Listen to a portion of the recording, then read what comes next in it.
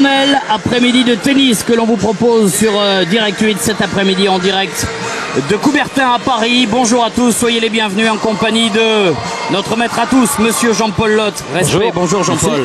Bonjour à tous. Bonjour. Exceptionnel parce qu'une affiche hors du commun. Sébastien Grosjean en double sera associé à celle qui s'est imposée ici lors de l'Open Gaz de France il y a quelques années. C'est l'ex numéro 1 mondial Amélie Mauresmo, française. Amélie et Sébastien Grosjean vont être opposés, écoutez bien, aux finalistes de Roland Garros. Les deux finalistes de l'édition de Roland Garros, et pas n'importe laquelle, 1983, j'ai nommé Jean-Paul. Villander avec Yannick Noah, eh bien c'est de l'inédit à tout point de vue, Alex, parce que jamais ils ont joué en double ensemble, ouais.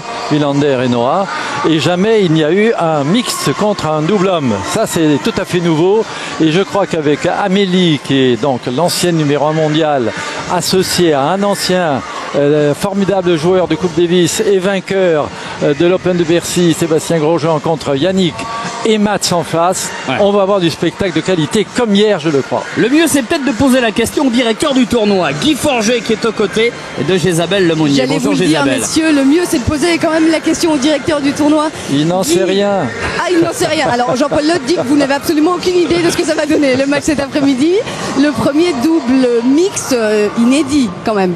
Ouais, je dirais que c'est formidable de revoir sur ce terrain Yannick, on ne va pas le représenter, Amélie qui est probablement le plus beau palmarès du tennis français féminin, Sébastien Grosjean qui était numéro 1 français pendant de nombreuses années, qui a gagné à Bercy, finaliste du Masters, qui je peux vous dire qui touche encore très très bien la main, Mats Wilander, multiple vainqueur à Roland Garros, d'avoir tous les quatre dans cette ambiance ici, c'est effectivement magique. Quant au simple qui va suivre, je crois qu'il y a tout le monde dans cette salle a envie de voir John McEnroe en découdre avec Ivan Lendl. C'était pas les meilleurs potes du monde à l'époque. Aujourd'hui, ça va un petit peu mieux, mais je peux vous dire, ils ont un compte à régler ici. Ça va être une véritable guerre. Et moi, je salive à l'avance de voir ce match-là. Pour l'instant, satisfait le directeur du tournoi? Ouais, comblé. Le public a répondu présent. La mairie de Paris nous accueille ici dans ses murs. C'est formidable. Vous êtes avec nous. Je sais qu'il y en a plein d'amis qui vous ont suivi hier sur les matchs et on n'a eu que des échos positifs. Donc les joueurs sont contents. C'est la fête du jeu, les 50 ans de Yannick. Et Guy, il n'est pas mécontent, il gagne tous ses matchs. Le gratin du tennis mondial est ici, donc je suis comblé. Et en plus, vous, là on me dit, Jean-Paul Lotte me dit, en plus il va gagner la Coupe Davis, donc tout va bien, il est content. Ouais, il s'avance. Hein. Et quand il est capitaine, il faisait pas le malin comme ça. Jean-Paul, je sais ce que c'est. Mais effectivement, si on pouvait la gagner, ce serait bien sûr formidable, une merveilleuse manière de conclure cette saison. Elle a inventé, j'ai pas eu tout dit ça, Guy. Il n'a pas dit ça. On réglera nos comptes plus tard. C'est moi qui l'ai dit. Merci beaucoup, Guy. Merci, à tout à l'heure. Merci à Guy. Les joueurs et la joueuse qui vont faire leur entrée, oui, il faut le dire, c'est tout simplement, alors, inédit on le disait, mais exceptionnel. Parce que hier déjà, et si vous étiez avec nous, vous en avez été témoin, on avait une qualité de jeu remarquable. Remarquable, et je pèse mes mots. Yannick Noah, très affûté, et pour le tennis, et pour le Stade de France, donc hyper fit. Wilander, il est pas là, il a jamais aimé perdre, il est pas là pour amuser la galerie. Alors on a eu une petite inquiétude hier, on nous annonçait qu'il boitillait et que finalement tout va bien aujourd'hui. Et puis Amélie, elle prépare le marathon de New York, elle n'a jamais complètement cessé de jouer au tennis, et Sébastien Grosjean non plus. Voilà une affiche extraordinaire. Yannick aussi le prépare. Hein. Ouais, le marathon de New York, ils vont le faire ensemble. Absolument.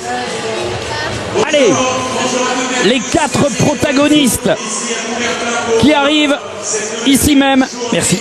De la 7e édition du trophée Jean-Luc Lagardère. Sébastien Grosjean qui a le sourire, qui a fait quelques balles avec Ivan Lendl, là, juste avant la prise d'antenne. Amélie est là. Mats et Yannick, regardez-les ces deux. Regardez-les ces deux monstres, ces deux légendes. Souvenez-vous 1983, lorsque Yannick s'est imposé. Hein, Jean-Paul, c'était hier. Souviens, oui. Et on n'était pas aussi sûr et aussi détendu qu'aujourd'hui. Ouais. Lorsque cette finale s'était proposée. Ah mais quelle merveille de la voir à Coubertin où elle a gagné. La coqueluche de ce stade, elle s'y sent comme chez elle, comme à la maison. Regardez ce sourire. Ça manque, je suis certain que ça manque, Jean-Paul, quand on a été un grand champion ou une grande championne. Et quand on voit le public qui vous ovationne, ça doit vraiment vous... C'est quelque chose qui reste gravé dans les gènes et dans les mémoires des joueurs. Et regardez-le, Yannick, qui a fait un match hier époustouflant. Époustouflant hier, Yannick. il a fait le show. Et 2, il nous a proposé un tennis énorme. Regardez, Ça commence. et voilà les héros de 83. Quelle affiche, quel spectacle, on n'est pas peu fiers. Il y a tout le clan noir qui est là. Ils sont Maman, le Madame, fiston en bas, voilà. madame à gauche, La fille en haut. la fille au fond. Ah, c'est véritablement pour tous les amateurs de sport, de tennis et d'émotion, restez avec nous parce qu'on devrait se régaler. Parce que autant ça va être drôle parce qu'ils vont s'amuser, mais à côté de ça, et on le disait déjà hier Jean-Paul, un grand champion n'aime jamais perdre. Le grand champion n'aime jamais perdre le dernier point en tous les cas. Alors vous allez voir, pour ceux qui n'ont pas eu la chance d'assister à ce formidable double d'hier, vous allez voir aujourd'hui des coups de tennis, des vrais coups de tennis. Et puis de temps en temps, vous allez voir ces 4 joueurs qui vont s'amuser à se remettre la balle à peu près là où il faut pour qu'on la rattrape et qu'on ne la rate pas. Donc tout ça, ça va se mélanger et ça va être parfait. Allez, regardez dans le regard de Yannick, on voit qu'il s'échauffe comme il faut. Il s'est fait masser un petit peu auparavant. 50 ans cette année pour l'ex numéro 3 mondial, vainqueur à Paris de Roland Garros. C'était face à Mats Wilander. Yannick Noah découvert par Arthur Ashe au Cameroun quand il était tout gamin. Arthur Ashe qui lui avait offert une de ses premières raquettes à 11 ans. Ensuite, ils ont joué en double à Wimbledon en 78. Yannick, vainqueur de la Coupe Davis 91-96.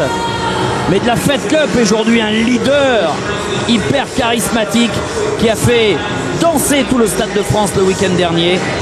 Yannick, c'est aussi une demi-finale de l'Open d'Australie en 90, quart de finale de l'US Open en 85 et 89. 4 participations au Masters, un immense champion. 23 tournois de gagné, le Grand Prix. C'est un grand champion et le monde entier le reconnaît. Et là, il est déjà en train de jouer, je veux dire de jouer une partie de comédie parce que vous le voyez faire une grimace de quelqu'un de très très méchant à chaque fois qu'il frappe la balle. Et pour faire croire que... Oui. Et regardez ce monsieur-là. Il est suédois. Il a quelques cheveux blancs aujourd'hui. Le visage s'est encore un peu plus affiné. On a perdu un peu de muscle, mais c'est normal. Il a 45 ans. Mats Wilander. Il a 33, absolument, 33 victoires, dont 7 grands chelems.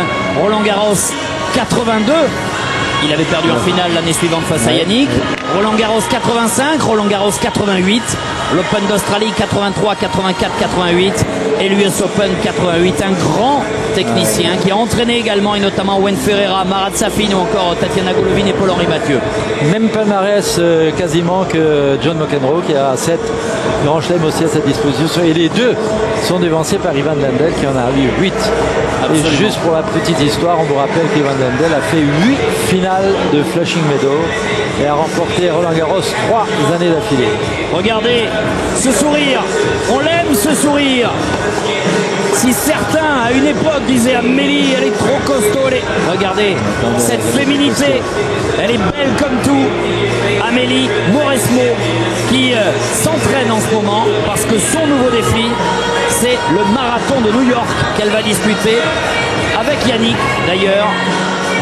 Amélie qui a gagné ici, c'était dans l'Open Gaz de France. Amélie qui a 31 ans aujourd'hui, ex numéro 1 mondial, qui était pro de 1993 à l'année dernière 2009. On se souvient tous de ses revers, de ses services très puissants. C'était la seule ou l'une des rares femmes à pouvoir aligner des services à plus de 190 km/h. La première française à avoir été numéro mondial, c'est elle, 2 fois en 2004 et en 2006, coachée par Loïc Courteau. Elle a donné un coup de main à Wimbledon cette année à Michael Diodra, ils sont très potes. Ils ont plusieurs passions communes, dont le bon vin. Qu'il déguste avec beaucoup de bon sens. Et de modération, bien sûr. 25 tournois, dont 2 grands chelems pour Amélie. En 2006, l'Open d'Australie face à Justine Hénin, c'était le 23 janvier. Et bien évidemment, Amélie s'est imposée à Wimbledon. Elle a gagné le Masters féminin.